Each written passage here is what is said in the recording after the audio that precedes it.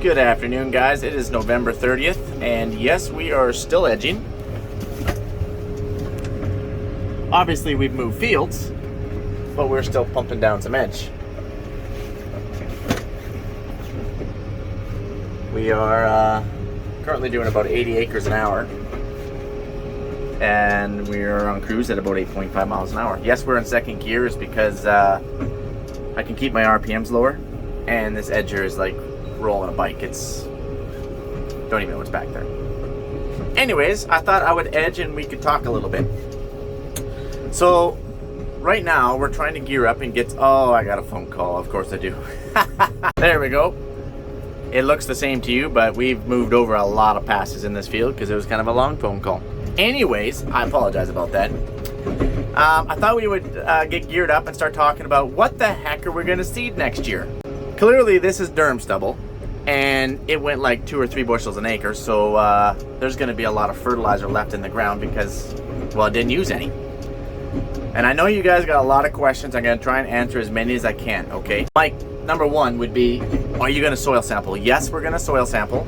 I'm going to hopefully do some videos of soil sampling. Hopefully we can do some videos with Ken, and he can kind of walk us through it a lot more and a little bit more in depth. Probably have to have completely set aside videos for that.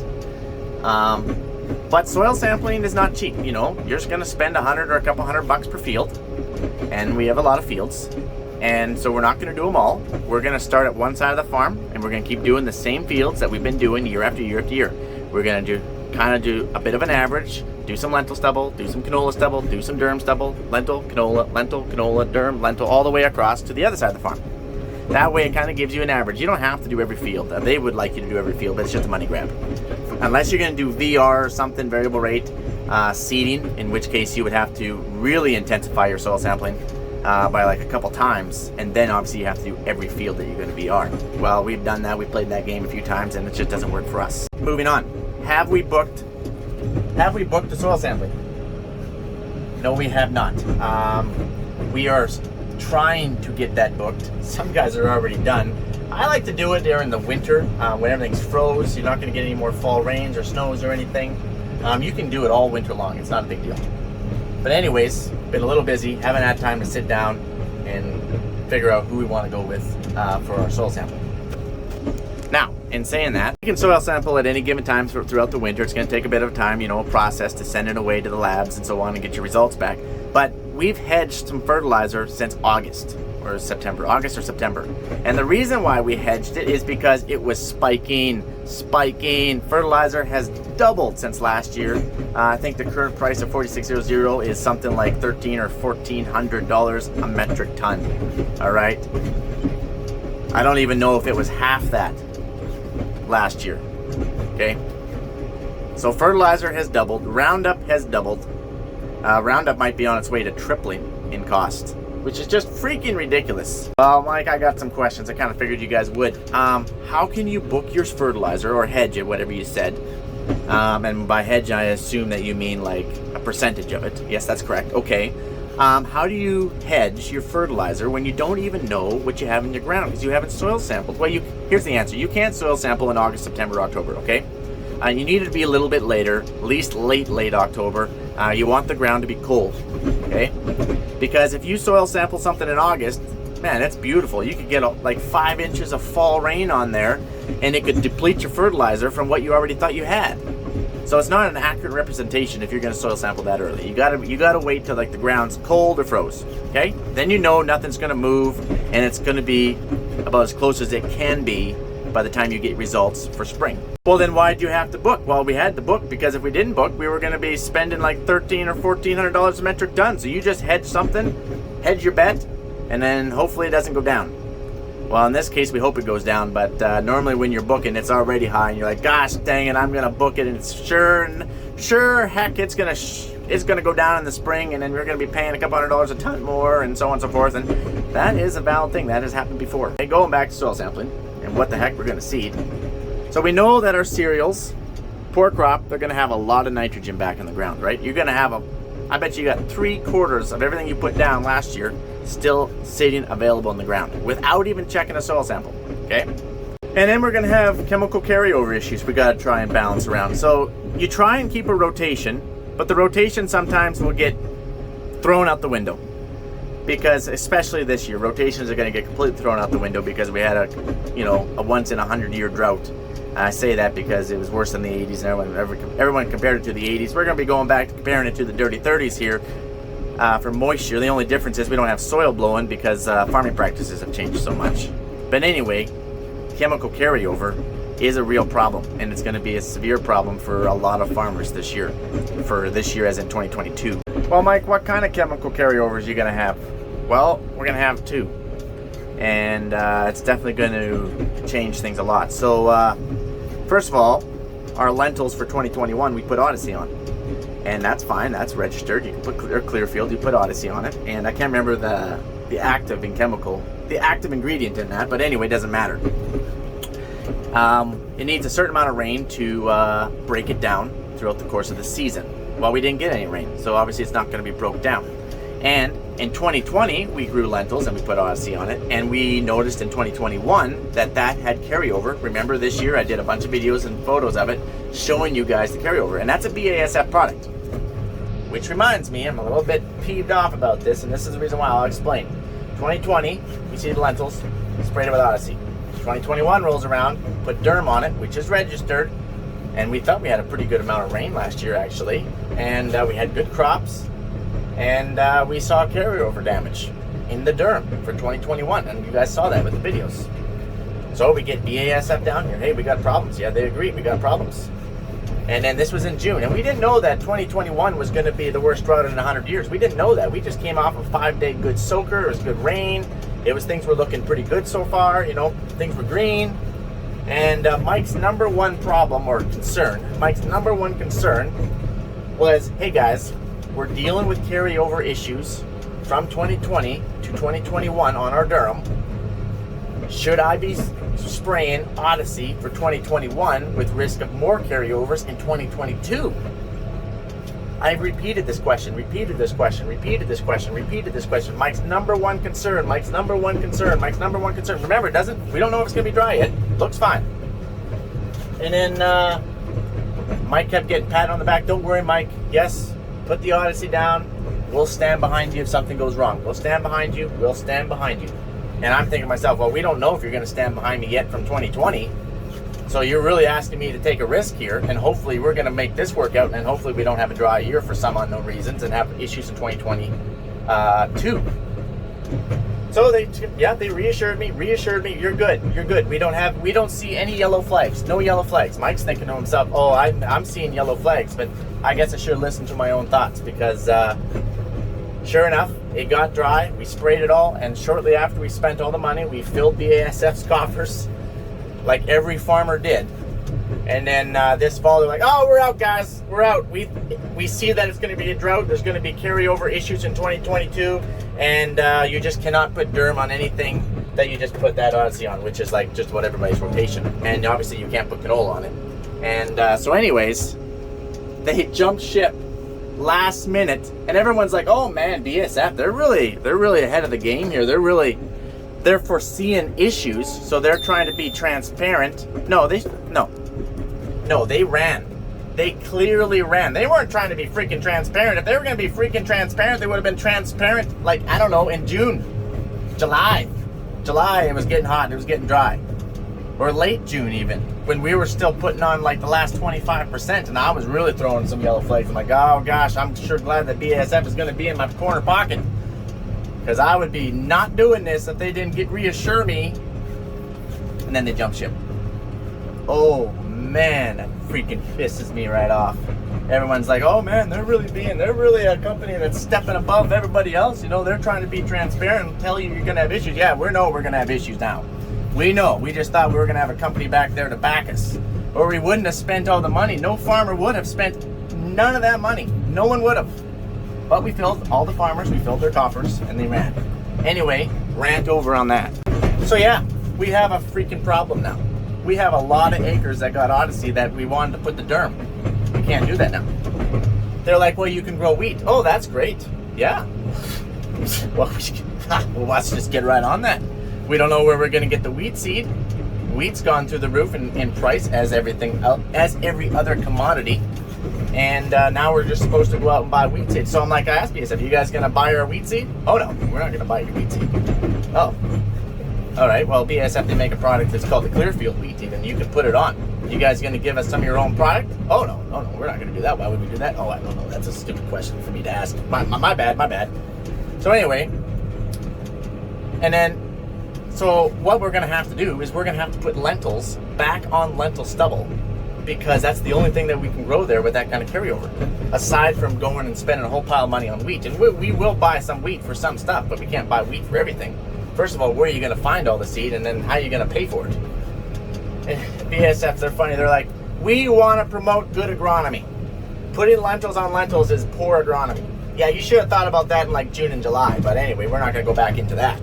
And the other issue is we normally grow a lot of chickpeas, as you guys know. We've grown a lot of chickpeas year after year, but last year, 2021, was the first year that we did not grow them, just due to the ramping disease levels that we're getting.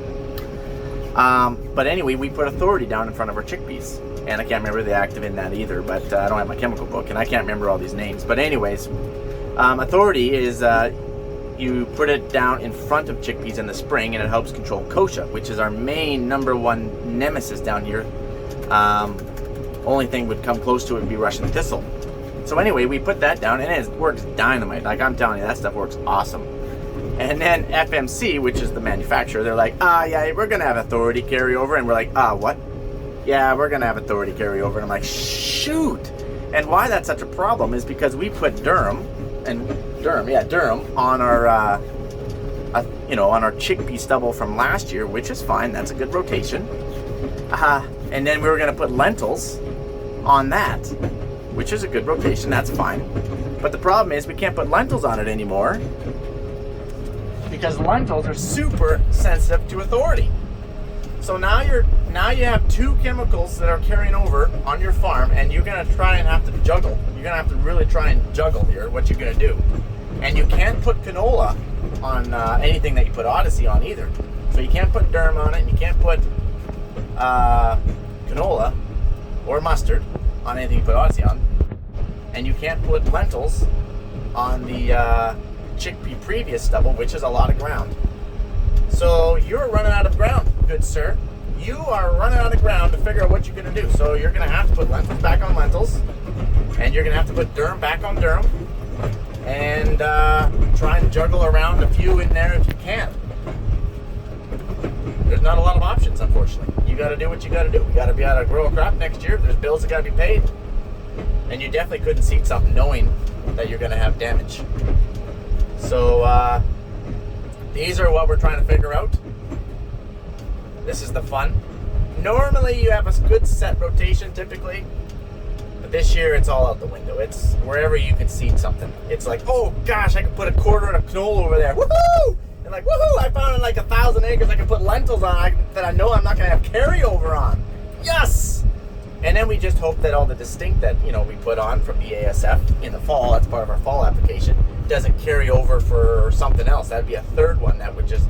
But we know that BASF, they would have our corner after all because they have a really good history of it. Mike. Don't be so hard on the chemical companies. They can't predict the future. They don't know if it's going to be a drought or a monsoon season, which can give its own issues. They don't know what's going to freeze. I don't know, and you don't know. Nobody knows what the years are going to bring. And that's true. That is true. Nobody knows. We're completely susceptible to everything. Being a farmer, you're susceptible to environment, weather, politics, world markets, countries going to war. Anything that can affect a world market, we are susceptible to. If a hurricane, that hurricane that hit down there in Florida this fall, that's what's tripled our Roundup. It's tripled our Roundup because of that hurricane. We can't do it. We can't do anything about that. They can't do anything about that.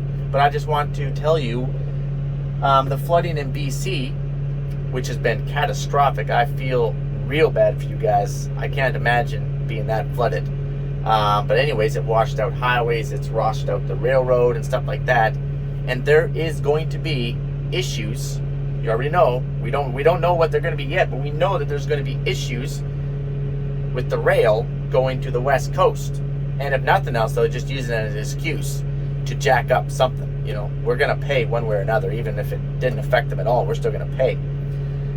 When there's protests going on, if there's protests for something, you know, that affects us. That affects everybody. And if it's affecting us, it's ultimately going to also affect you guys. So we're just looking for transparency with the chemical companies, also with the retails. You know, they're like, hey guys, we're already dealing with issues. It could be dry. I probably would throw a yellow flag and say I probably wouldn't put as much on. Maybe do some, maybe do half. You know, that's all. Ultimately, as farmers have to make a decision. We have to be okay with that decision. You know, it's not a rocket science. You don't have to be a rocket scientist to figure out that, oh, it's a drought. I wonder if there's going to be chemical carryover. Of course there's going to be chemical carryover.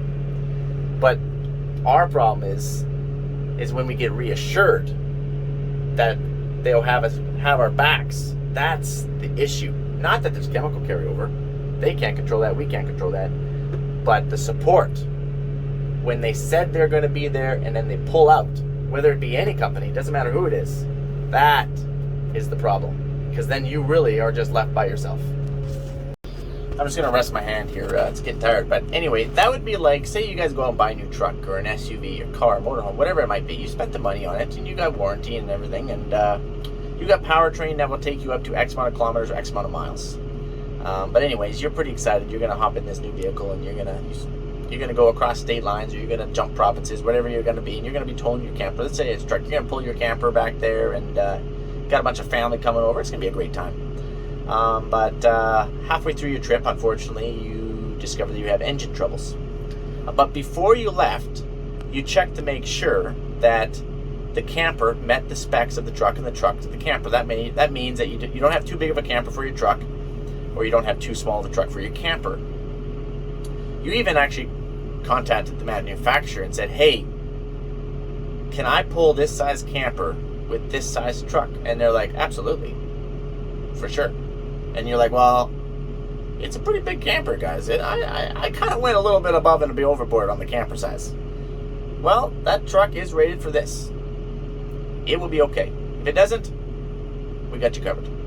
All right, you call the family, everyone pile in, we're going, you get across state lines, whatever you might be, and you realize that you just had an engine blowout. And you're like, oh, I'm glad that I talked to them prior. And they said, they reassured me that I was going to be okay. So you call your local tow truck company, CA, AAA, whatever it might be. They tow you into your local closest dealer, and then your manufacturer dealer, they kind of have a little powwow, and then your manufacturer calls and says, oh yeah, I'm actually not going to cover that engine. And you're like, what? I'm not even home. Like, I have to get home. Like, I'm pulling a camper. I've got the neighbor's kids. I don't even know why I got the neighbor's kids. But they're here too with my kids. And we forgot to even tell the neighbors, and we can't even get home. And anyways, they're like, well, that's not our problem. You reassured me that I would be okay. Well, looking into it now, you probably shouldn't have been taking that camper with that truck. It's not the right setup, and so we're not going to cover you. So then what? Well, we really do care about our customers, so we really want you to, you know, buy from us again. So we would send you a Tim Hortons gift card, maybe put you up in one hotel, and you're just gonna have to get home. You could buy a new one from us. We offer some good deals, some competitive discounts. Not anything 0% or anything like that. You know, not that good, but we'll get you home if you want to buy a new truck. You want me to buy a new truck?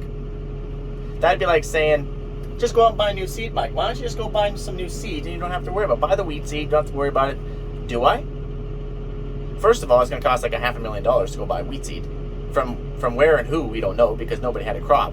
But let's just say we buy the wheat seed, we get it, spend the $500,000 on the worst year that this farm's ever had. So it's like you had $500,000 just kicking around, especially just to grow wheat seed. If we had $500,000 kicking around in the slush fund, there would be other things that would be putting into. Maybe the price of fertilizer that just doubled, or a Roundup that's tripled. But anyways, just go buy new wheat seed. That's like saying go buy a new truck. And so anyways, are you going to be okay? I don't know. Are we going to be okay? I don't know. So you're going to go buy a new truck? Is that going to be okay? because they already reassured you that your first truck was going to be fine. So now you're going to go buy a heavier truck. You're going to go spend extra money, go buy a diesel, maybe a 1-ton. Maybe you didn't have a 1-ton. Oh, you shouldn't have been pulling the camera if you don't have a 1-ton diesel. That's just asking for trouble. You should know better than that. You should know better than that. That's basically, right? So, but are we going to be okay? Because they say you can't grow durum, grow wheat. So we're going to go and spend $500,000 worth for wheat seed, or maybe farmers are going to go buy whatever seed. Barley, could be anything else, right? Other options out there. Maybe you're going to go buy Clearfield canola. You can put Clearfield canola into the lentil stuff. There, Mike, there's your option. Oh, really? Something that is not shatter pod proof. That's going to just shell out. Right, something that we're going to have to swath because we don't have swathers. That's a really good idea. Yeah, I don't know why I didn't think of that. Oh, we have no trees with lots of plow winds, swabs laying down. Probably going to blow about 5 miles. Pretty much guaranteed Duaz will just not even grow a crop. I don't know why I didn't think about that. Anyways, just because they said that we could grow wheat doesn't mean that we can. And I'm not hanging out the companies. I'm not trying to throw shade out there. I'm just trying to bring awareness to everybody involved. Like, we're all in this together. They can't control the weather. I can't control the weather. You can't control the weather. Only one person can control the weather, all right? And we got to work together. Okay? We got to work together. We got ourselves into this predicament. It took everybody to get ourselves here, and it's going to take everybody to get ourselves back out, okay?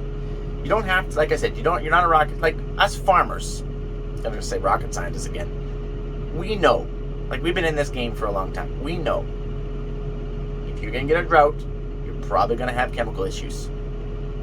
We know that. But we probably would have, or a lot of farmers would have, chosen different chemicals, because you can choose chemicals that don't leave any carryover. They might not be as good, they might not be as best suited for you, but they would be the safe option.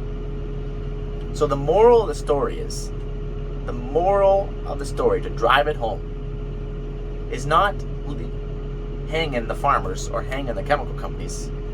It's stand behind what you said. If you went to buy that truck and they're like, yeah, we reassure you that truck meets the spec, you're good to go, and you blow an engine, they're like, well, it didn't really meet, you shouldn't have been pulling that camper with a half ton. You're right, you really overdid it with this camper size. That's not the conversation you want to hear. You're in a predicament. The country is in a predicament. We all got here together. You got there together. What you're looking for is be like, I tell you what we'll do. We're not going to replace the truck, but we'll replace the engine. We'll replace the engine. You might have already done some powertrain issues because maybe you're trying to pull too big of a camper, but even though they said it was within spec, so maybe I'm making that up right now. But anyways, we're gonna replace that engine. We're gonna put you in a hotel. We're gonna get you some food. We're gonna notify the neighbors that you have their kids. But anyways, and next time we probably won't do this. We probably wouldn't recommend this truck for this camper. You're right, it's a pretty good size. We probably wouldn't recommend that next time. But since we did, we're going to get you out of this situation. That's what you want to hear. You're probably going to go buy that same vehicle again, wouldn't you? You'd be like, man, that company's so awesome, I just want to go buy it again. Right? We're all here together. We got to work together to get out of it. Otherwise, these are just different things that I do not know why I just shared all that with you guys, but I just wanted to share with you what goes on in all of our minds. We're not just edging, we're not just putting down chemical or bringing home fertilizer or whatever else all the farmers are doing, and I'm talking about all farmers. We're all working, but all farmers' brains are going 100 mile an hour thinking about 100 different things, whether it be the price of Roundup, the price of fertilizer. The other issue is getting equipment now, believe it or not. Whether it be John Deere's Strike is all of a sudden, oh, by the way, your sprayer that you had ordered for spring, yeah, you're not going to get it now. It's going to be July, which is totally past the time you need it.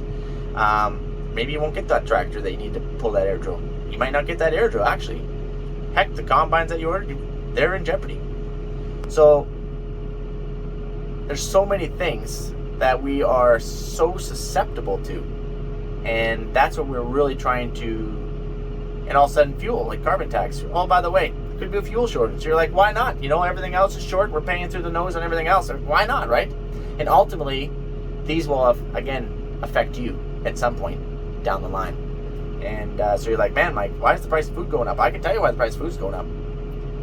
Price of fertilizer, price of Roundup, price of equipment. Everyone's like jumping in on this $20 canola. Like, oh man, you got $20 canola? Like, yeah, we all want a part of that. I'd rather go back to square one. I would rather canola never hit 20 bucks. We've been better off never hit 20 bucks, stay at the 10 bucks, and then all of our inputs would have come back down or never went up to begin with. But anyways, can't control that. It is what it is. And you just hope that that things level off. Because traditionally, history has taught us, I think in 2013, where Durham was like 13 bucks. Roundup was not quite this high, but it was like maybe 13 bucks a liter as well. And everything was spiking because, you know, commodities come up, everything spiked, but then commodities crash back down because, you know, what goes up has to come down. That's just part of life. What goes up comes down. But inputs and equipment never came down, and inputs did, but it took a long time, and that's what hurts. But anyways, we'll talk farming another time because the sun's going down and I'm not even done my field. And I gotta let the neighbors know that we're bringing your kids back. Adios, guys.